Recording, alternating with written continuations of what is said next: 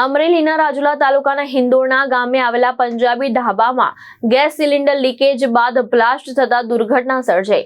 ભીષણ આગમાં ઢાબાના સંચાલક સહિત કુલ 6 લોકો દાઝી ગયા હતા। હિંડોરણા ગામના સતનામ પંજાબી ઢાબામાં રસોઈ બનાવતી વખતે ગેસ સિલિન્ડર લીકેજ થવાથી આગ લાગી હતી। ત્યારબાદ બ્લાસ્ટ થતા સંચાલક સહિત 6 લોકો દાઝી ગયા હતા। તમામ ઈજાગ્રસ્તોને સારવાર માટે ખાનગી હોસ્પિટલ ખસેડવામાં આવ્યા છે।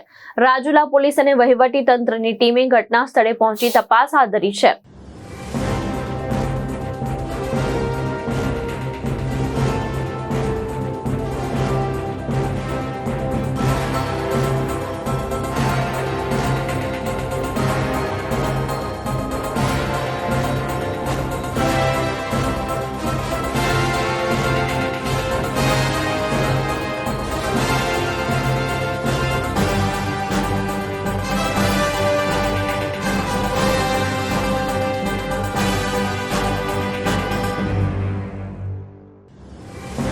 મહેશ બારિયા, દ્રષ્ટિકોણ ન્યૂઝ, અમરેલી।